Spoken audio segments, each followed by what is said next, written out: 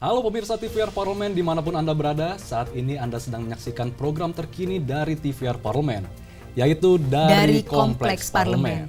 Selama setengah jam ke depan kami akan menyajikan beragam informasi seputar lembaga legislatif yang ada di Kompleks Parlemen Senayan, yakni DPR RI, MPR RI, dan DPD RI. Tentunya bersama saya Zia Ulbar dan juga rekan saya Yohana Erin. Tanpa berlama-lama, berikut adalah beragam informasi yang kami himpun dari Kompleks Parlemen.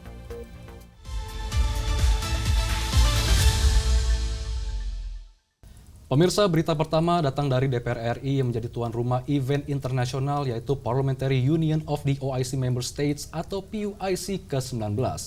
Konferensi ini dihadiri oleh parlemen negara-negara yang tergabung dalam Organisasi Kerjasama Islam atau OKI. Bertemakan Good Governance and Strong Institution, konferensi Parlemen OKI diselenggarakan di Kompleks Parlemen Senayan pada tanggal 12 hingga 15 Mei lalu. Serangkaian sidang menjadi agenda dalam konferensi PUIC ini. Dan salah satunya adalah forum diskusi anggota-anggota Parlemen Wanita Muslim dari negara anggota OKI. Forum tersebut membahas isu perlindungan perempuan dan anak Palestina yang menjadi korban serangan Israel. Selengkapnya berikut informasi dari Kompleks Parlemen. Dalam forum diskusi anggota Parlemen Wanita Muslim pada konferensi ke-19 Persatuan Parlemen Anggota OKI, sejumlah negara Islam menyepakati dukungan untuk perlindungan khusus perempuan dan anak di Palestina. Anggota Badan Kerjasama Antar Parlemen atau BKSAP DPR RI Eva Monalisa menekankan pentingnya peran perempuan Muslim dalam menyuarakan isu nasib perempuan dan anak di Palestina. Bantuan kemanusiaan harus dipastikan dapat menjangkau perempuan dan anak di Palestina, di antaranya makanan, layanan kesehatan, hingga jalur pengiriman yang aman. Karena ini konteksnya Muslim Women Parliamentary dan kita banyak sekali menerima masukan terutama untuk ibu dan anak yang terkena serangan di Gaza. Jadi semua menyoroti dari negara Palestina bagaimana perempuan dan anak di sana bisa free, istilahnya bisa merdeka. Kita masih menunggu bagaimana addressingnya karena memang kita masih menyuarakan untuk bantuan-bantuan itu di Palestina agar bisa masuk karena di sana kita agak sedikit kesulitan ya dalam artian bantuan baik itu makanan, minuman sampai bantuan kesehatan pun itu di sana susah sekali. Untuk dokter masuk ke sana pun susah. Eva menegaskan tantangan memperjuangkan kemerdekaan Palestina harus dihadapi bersama oleh negara anggota OKI. Indonesia dengan posisi strategis sebagai negara mayoritas Muslim perlu konsisten menyuarakan kemerdekaan Palestina, khususnya bagi anak dan perempuan. Samuel dan Angga, TVR Parlemen melaporkan. Pemirsa, berita selanjutnya masih seputar konferensi Persatuan Parlemen Anggota OKI ke-19 yang secara resmi sudah ditutup pada tanggal 15 Mei kemarin. Dan konferensi yang berlangsung 4 hari ini pemirsa telah dihadiri oleh Ketua Parlemen dan Wakil Ketua Parlemen negara-negara anggota OKI, serta observer organisasi internasional dari total 38 negara. Konferensi ini menghasilkan kesepakatan bersama yaitu Deklarasi Jakarta yang mendorong penyelesaian konflik regional di negara anggota Organisasi Kerjasama Islam. Salah satu poin utama dalam Deklarasi Jakarta ini adalah resolusi yang menyerukan kemerdekaan Palestina. Parlemen negara OKI juga menuntut penghentian serangan dan blokade Israel pada Palestina serta pembebasan tahanan Palestina. Selengkapnya berikut informasinya.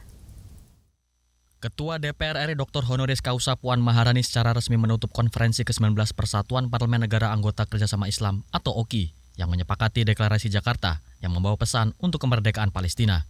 Konferensi ini telah dihadiri 9 ketua parlemen, 14 wakil ketua parlemen, dan 19 organisasi internasional sebagai observer yang berasal dari 38 negara. Adapun Deklarasi Jakarta merupakan bentuk dukungan atas upaya perdamaian, diplomasi, dan rekonsiliasi dalam memperjuangkan penyelesaian konflik regional anggota OKI. Deklarasi Jakarta mendukung segala upaya perdamaian, diplomasi, dan rekonsiliasi dalam penyelesaian konflik regional yang menyangkut negara anggota PUIC. Kami juga negara-negara PUIC menyepakati agar solusi dua negara antara Palestina dan Israel bisa segera diselesaikan. Ketua BKSAP DPR RI Mardani Alisera mengungkapkan, Deklarasi Jakarta memiliki 17 poin rekomendasi. Di antaranya, mendesak gencatan senjata dan pembukaan blokade bantuan Palestina, serta meminta pembebasan tahanan Palestina. Ada 17 rekomendasi. Yang pertama tentu Palestina. Semua sepakat Palestina harus merdeka. Yang kedua, semua sepakat gencatan senjata dan pembukaan blokade wajib segera dilaksanakan dan meminta semua anggota POIC bekerja melalui berbagai jalur yang ada. Yang ketiga, meminta pembebasan tahanan Palestina oleh Zionis Israel. Samuel dan Angga, TVR Parlemen melaporkan. Ya, semoga deklarasi Jakarta ini bisa menjadi dasar bagi negara-negara anggota OKI untuk melakukan aksi nyata demi mewujudkan kemerdekaan Palestina. Pastinya Zia, kita semua berharap adanya perdamaian di Palestina di mana rakyatnya bisa hidup bebas dengan aman tanpa rasa khawatir. Baik pemirsa, selanjutnya ada informasi dari pimpinan DPR RI yang memastikan kesiapan penyelenggaraan haji tahun 2025 yang sudah di depan mata. Di sini Wakil Ketua DPR RI Koordinator Bidang Kesejahteraan Rakyat menekankan pentingnya komitmen seluruh pihak untuk mensukseskan penyelenggaraan ibadah haji. Dukungan untuk petugas di lapangan juga harus dikerahkan agar lebih bagus dalam memberikan pelayanan pada jamaah. Catatan dari evaluasi penyelenggaraan haji tahun lalu juga harus ditindaklanjuti agar kualitas pelayanan meningkat. Berikut informasi selengkapnya. Demi mewujudkan penyelenggaraan ibadah haji 2025 berjalan lancar, DPR RI aktif berkoordinasi dengan Kemenak dan otoritas Saudi untuk mempersiapkan sarana dan prasarana haji, pengelolaan visa, hingga pemetaan petugas lapangan yang lebih terstruktur. Wakil Ketua DPR RI Cucun Ahmad Samsurijal menegaskan pentingnya komitmen semua pihak untuk terus meningkatkan kualitas pelayanan ibadah haji. Berbagai catatan dan evaluasi penyelenggaraan ibadah haji sebelumnya telah ditindaklanjuti dengan baik seperti peningkatan standar catering dan hotel. Selain itu, pemerintah perlu memberikan dukungan penuh bagi petugas di lapangan agar lebih serius dan profesional dalam melayani jemaah haji. Kita itu betul-betul mensukseskan penyelenggaraan ibadah haji sekarang ini lebih baik daripada tahun yang sebelumnya. Alhamdulillah tadi karena koordinasi yang bagus, karena komunikasi yang bagus, akhirnya kita bisa bicara poin-poin yang menjadi catatan itu disepakati bahwa ini tolong di sini yang kemarin temuan ini perbaiki. Kemudian dicek hasilnya sebelum penyerahan juga ternyata sudah terlaksana. Kayak urusan catering lah segala macam kemarin itu ya kita minta bahwa ini akan harus sesuai seperti ini. Jumlah petugas yang dikirim juga kan berdasarkan persentase diregulasi cukup banyak. Kita akan fokus bagaimana mensupport mereka. Ayo kita layani jemaah haji kita ini dengan baik. Lebih lanjut, Cucun memastikan seluruh persiapan penyelenggaraan ibadah haji tahun ini sudah terkoordinir dengan baik berkat upaya Kementerian Agama dan tim pengawas haji DPR yang telah berhasil memastikan kualitas layanan termasuk menurunkan biaya ongkos haji. Sehingga diharapkan pengawasan penyelenggaraan ibadah haji terus dipertahankan. Bani, TVR Parlemen melaporkan. Ya, semoga berbagai catatan evaluasi dari tim pengawas haji DPR RI tahun lalu sudah ditindaklanjuti untuk peningkatan pelayanan pada jamaah haji yang beribadah di Tanah Suci pada tahun ini. Benar sekali Zia, semoga penyelenggaraan ibadah haji tahun ini lebih baik dari tahun sebelumnya dan semua jemaah bisa kembali ke tanah air dengan selamat dan sehat ya Zia. Betul sekali, Aryan. Berita selanjutnya dari Komisi 10 DPR RI yang menerima masukan terkait revisi Undang-Undang Sistem Pendidikan Nasional atau Sisdiknas. Dalam kunjungan kerjanya ke daerah istimewa Yogyakarta, Komisi 10 menyerap aspirasi seputar dunia pendidikan. Mulai dari persoalan kesejahteraan guru hingga permasalahan masih adanya pungutan di program wajib belajar 9 tahun. Kedepannya, Komisi 10 akan mendorong penerapan wajib belajar hingga 13 tahun atau sampai jenjang sekolah menengah ke atas. Berikut informasi selengkapnya. Dalam rangka menerima masukan terkait revisi Undang-Undang Sisdiknas, Komisi 10 DPR RI melakukan kunjungan kerja ke Balai Penjaminan Mutu Pendidikan Daerah Istimewa Yogyakarta untuk mendengar persoalan mengenai kesejahteraan guru hingga program wajib belajar 9 tahun. Anggota Komisi 10 DPR RI Dewi Koryati mengatakan, RUU Sisdiknas termasuk ke dalam program legislasi nasional prioritas 2025 dan menjadi sangat krusial untuk menyelesaikan persoalan kependidikan. Beberapa masukan pihak sekolah adalah mengenai kesejahteraan guru, serta masih terdapat iuran pada program wajib belajar 9 tahun. Padahal, program wajib belajar 9 tahun merupakan kewajiban pemerintah untuk memenuhi akses pendidikan bagi semua anak tanpa dipungut biaya. Nah, kalau wajib belajar setelah 9 tahun, maka 9 tahun itu wajib dibiayai oleh negara. Makanya tidak boleh ada namanya penyanderaan ijazah karena tidak bisa membayar uang komite dan sebagainya. Tapi kalau tidak meminta bantuan dari orang tua siswa dengan komite sekolah, maka pendidikannya itu juga tidak bisa berjalan lancar karena uang yang ada itu tidak mencukupi. Walaupun dari data yang ada, guru itu sebenarnya cukup, tapi pendistribusiannya yang tidak merata, itu yang menjadi masalah. Komisi 10 DPR RI tengah mendorong penerapan wajib belajar 13 tahun yang dimulai dari jenjang PAUD hingga menengah ke atas.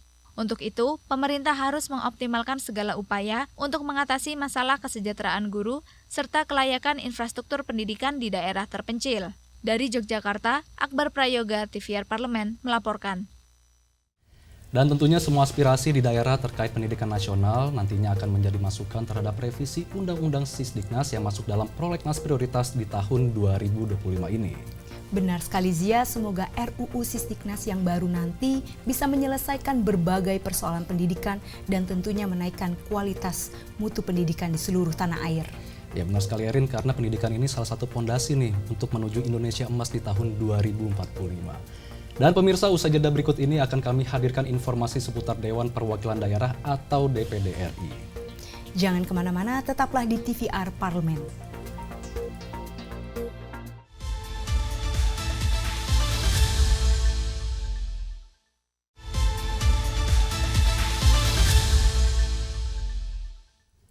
Masih dari Kompleks Parlemen, pemirsa, kalau tadi kita sudah simak bersama berita seputar DPR RI, sekarang kita beralih nih ke informasi dari DPD RI.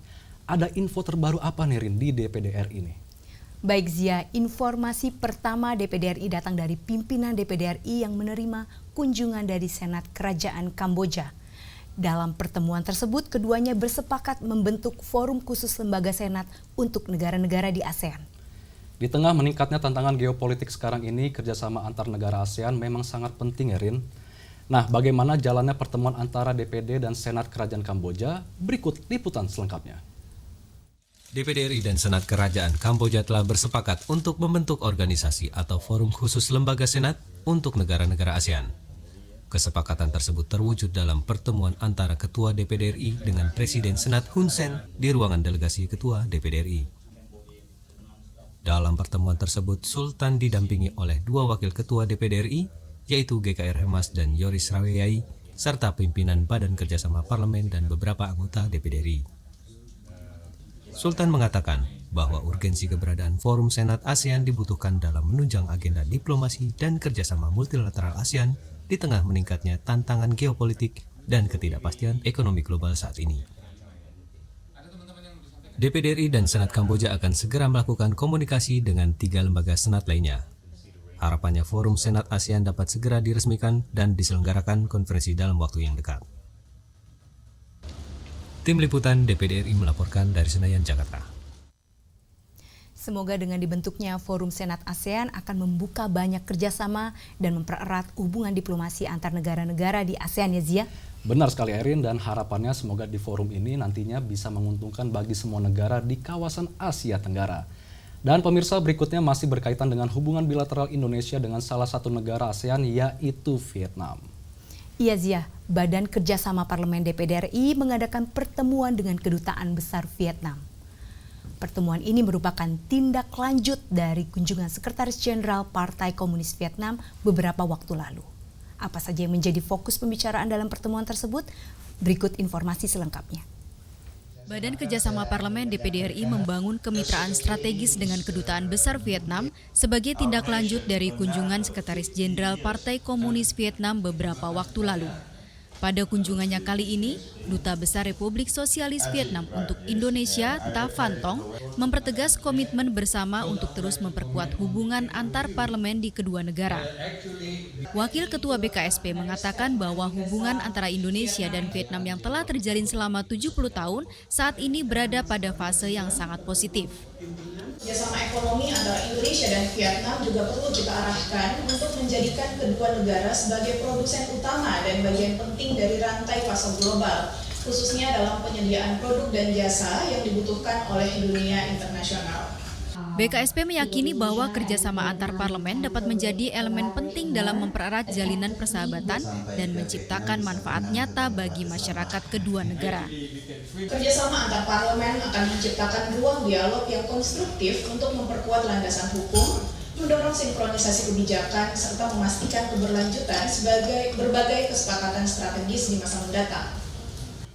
Duta Besar Republik Sosialis Vietnam untuk Indonesia mengharapkan kedua negara saling meningkatkan kerjasama ekonomi dan perdagangan di tengah kondisi dan interupsi karena masalah pasokan global saat ini dan tarif resiprokal baru dari Amerika Serikat.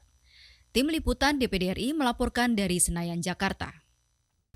Ya, semoga kerjasama Indonesia dan Vietnam ini dapat memberi manfaat bagi kedua negara yang pada akhirnya akan mensejahterakan seluruh rakyat.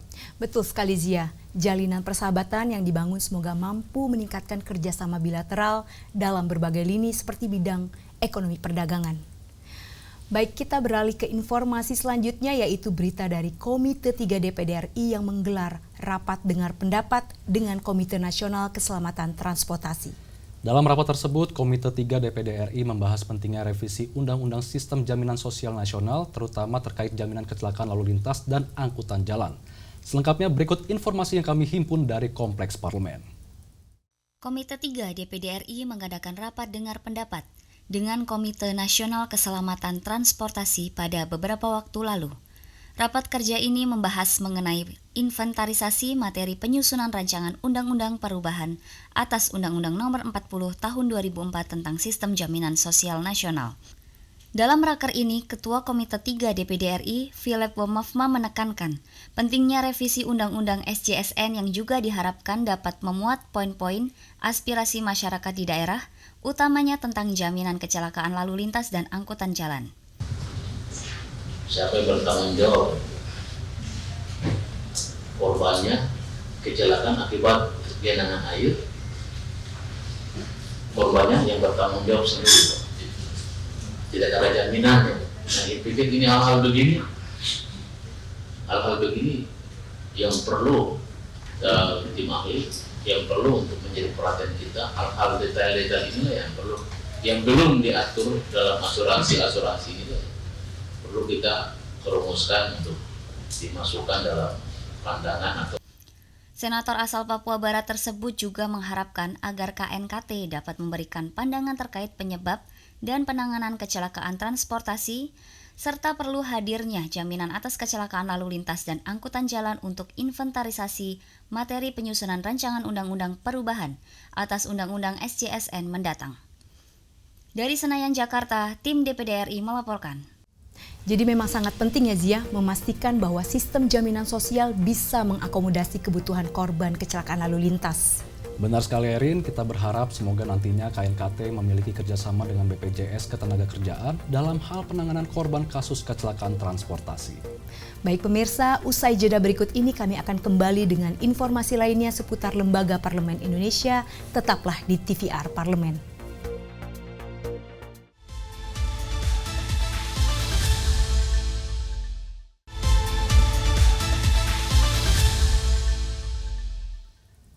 Terima kasih pemirsa, Anda masih menyaksikan program dari Kompleks Parlemen dan informasi kali ini datang dari DPR RI, tepatnya Komisi 1 DPR RI yang mendukung TNI dalam menjaga kedaulatan NKRI. Ya, benar Zia, TNI adalah garda terdepan yang menjaga kedaulatan dan keutuhan Indonesia. Untuk itu Komisi 1 DPR RI menegaskan komitmennya untuk mendukung dan mengawal TNI dalam memenuhi kebutuhannya. Di tengah tantangan keamanan yang semakin kompleks, TNI harus semakin profesional dan menggunakan anggarannya secara tepat sasaran. Berikut informasi selengkapnya. Sebagai garda terdepan dalam menjaga kedaulatan NKRI, Komisi 1 DPR RI mendukung pemenuhan segala kebutuhan TNI seperti personil, anggaran, hingga kelengkapan infrastruktur untuk menunjang kegiatan operasionalnya. Anggota Komisi 1 DPR RI Sabam Raja Guguk menegaskan komitmennya dalam mengawal dan mendukung TNI untuk mempertahankan keutuhan NKRI. Maka dari itu, segala kebutuhan anggaran akan dialokasikan untuk berbagai keperluan, termasuk modernisasi alutsista, pengembangan sarana-prasarana, serta regulasi pertahanan. Kalau sudah mengenai kedaulatan, saya rasa seluruh rakyat Indonesia, apalagi para anggota DPR-nya, terutama yang di Komisi 1, kita semua mendukung TNI yang kuat, TNI yang mampu menjaga kedaulatan, TNI yang mampu menjaga persatuan, keutuhan NKRI. Jadi segala kebutuhan yang dibutuhkan selama negara mampu, kita pasti dukung. Kita tingkatan pelan-pelan, kalau memang kemampuannya untuk peningkatannya pelan-pelan, kita dukung. Kalau kemampuannya sudah mampu untuk lebih cepat, kita dukung juga. Semua kawan-kawan, seluruh pimpinan di Komisi 1, tidak ada istilah terlalu mahal untuk harga kedaulatan. Lebih lanjut, Sabam berharap dengan disahkannya Undang-Undang TNI, maka diharapkan kinerja TNI dapat lebih profesional dalam menghadapi tantangan keamanan yang semakin kompleks. Komisi 1 DPR RI berkomitmen untuk terus mengawal agar semua anggaran pertahanan yang diberikan tepat sasaran. Dari Maluku, Alfredo Tahapari, TVR Parlemen melaporkan.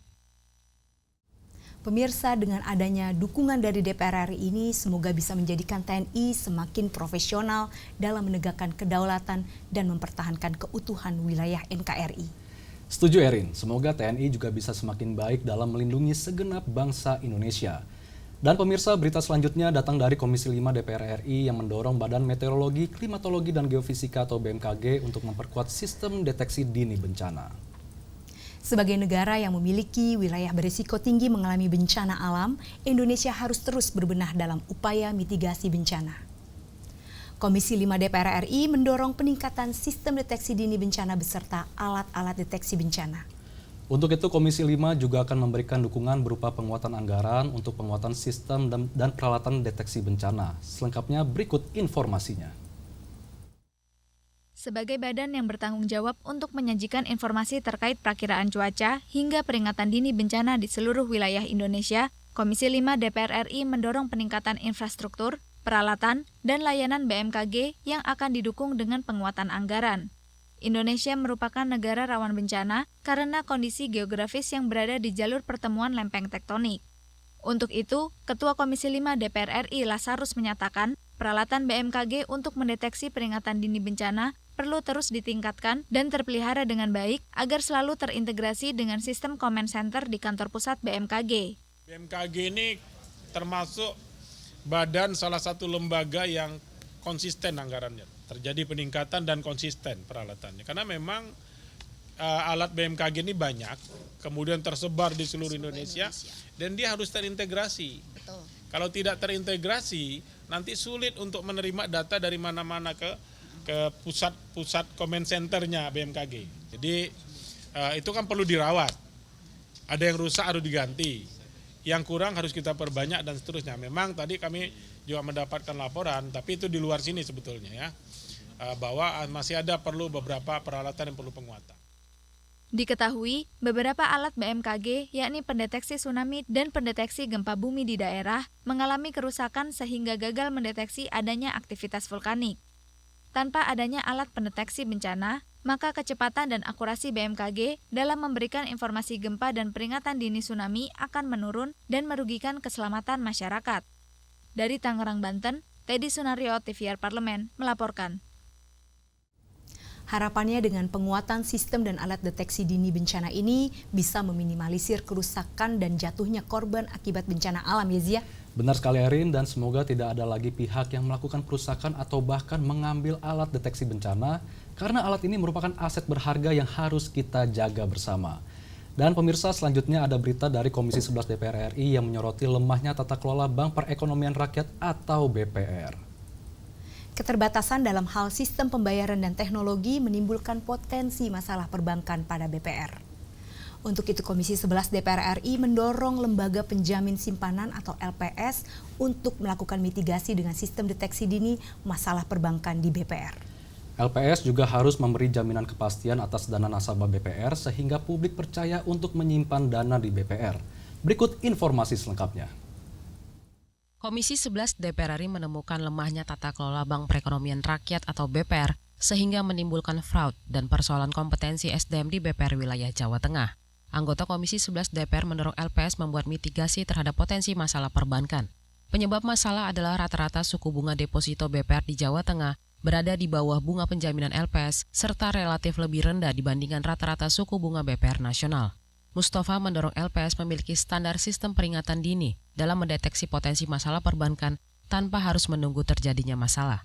Kehadiran BPR ditujukan untuk membantu perekonomian masyarakat sehingga perlu didukung dengan kebijakan yang sesuai. LPS seharusnya memberi jaminan kepastian atas dana nasabah BPR sehingga masyarakat percaya menyimpan dananya di BPR. Bahwa LPS jangan hanya melihat untuk endingnya ketika bank itu bermasalah. Baru cabut izin usaha, baru inventarisasi masalah untuk penyelesaian dari pembayaran. Kalau lihat dari sisi pembayaran sudah mulai baik. Ritmenya baik, ya. Tapi satu hal, LPS mestinya hanya menjadi punya alat standar early warning-nya. OJK untuk memeriksa, hasil pemeriksaan itu tidak terpenuhi sehingga terjadi dicabut izin. LPS baru turun. Mustafa menambahkan, BPR memiliki keterbatasan dalam sistem pembayaran dan teknologi, sehingga perlu ada koordinasi BPR dengan OJK dan Bank Indonesia, serta gerbang pembayaran nasional. Dari Jawa Tengah, Samuel Aditya, TVR Parlemen, melaporkan.